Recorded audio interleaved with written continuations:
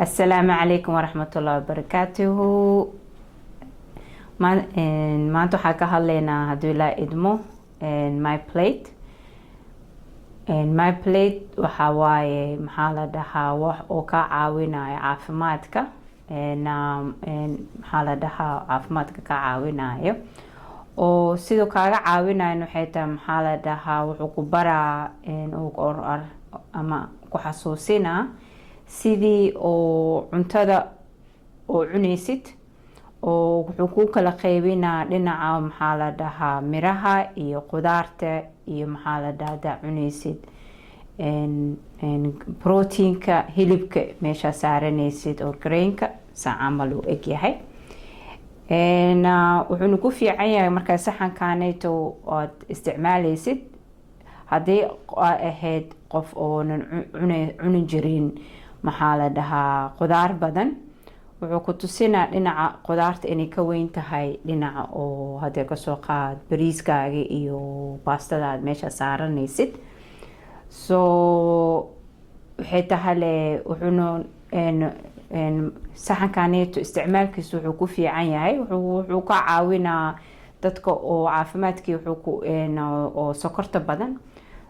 sokortaasayta sababtoo cuntada iska cun ma ahan markaad sokor qabtid oo maxaa la dhahaa hadduu dhiig kar aa qabtid inaad cuntadaada maxaa la dhahaa ee qiyaas tahay waaye oo maxaa la dhahaa dhinacna cunto caafimaad badan aa cuni kartid oo adiga kuu fiican oo ilmahaaga u fiican.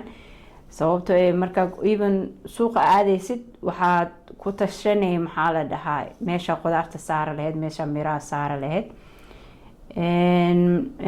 taastii faa'iidada saxankan uu leeyahay. anaga dhanna haddaan maxaa la dhahaa oo isticmaalno waxay noo noqonay sidii oo habit oo kale oo markasta isticmaalayno oo xasuusanayno, kabacdina ma u baahnaanaysid saxan saan eg oo maxaa la dhahaa saan loogu bixiyo. sababtoo caadi ahaana u subsanay sababto waxaa hor u barata waaye, markaa baratidna wax ka fiican ma jiro. ilmaheynana haddaan siinayno wax caafimaad leh ayaga u fiican tahay, ilmaheeda kale usii fiican tahay.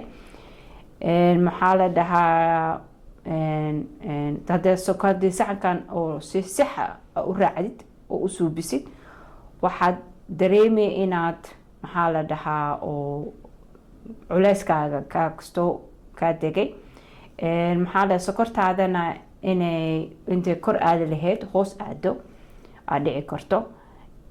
maxaa la dhahaa saxanka kaliyahana cunto kaliya oo la controleynayana ma aha moogtahay, sababto waxyaalaha kalena waa suubinaysa jimicsigaaga waxaasoo kale.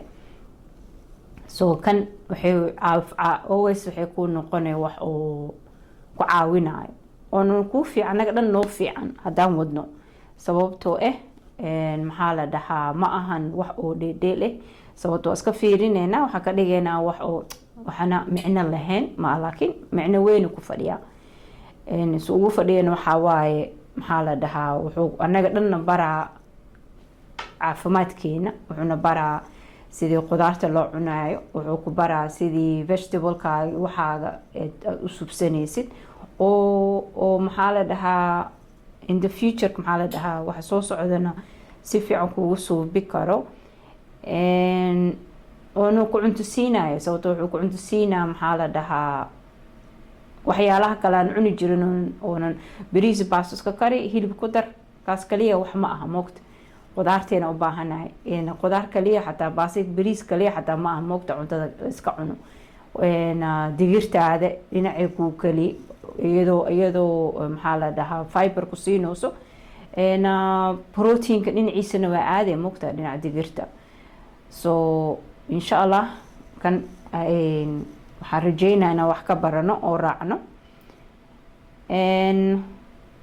insha allah next time waxaan ka hadlaynaa hadduu ilaahay idmo maxaa la dhahaa kan platekaneeto saa ugu darno platekaneeto idana saa u xasuusino biyaheena aan cabno. sababtoo aniga kamid ah oonan biyo badan cabin laakiin waa ku dadaalaa sababtoo even timer aa qabi karta oo biyo وحسوسينaysaa biyahaaga waxaaga u cabtid ma fahantid so kan wuxuu ku xasuusinaa not just maxaa la dhahaa cuntada wuxuu ku xasuusinaa maxaa la dhahaa wuxuu ka bedelaa maxaa la dhahaa lifestyle kaaga ma fahantid so insha Allah khair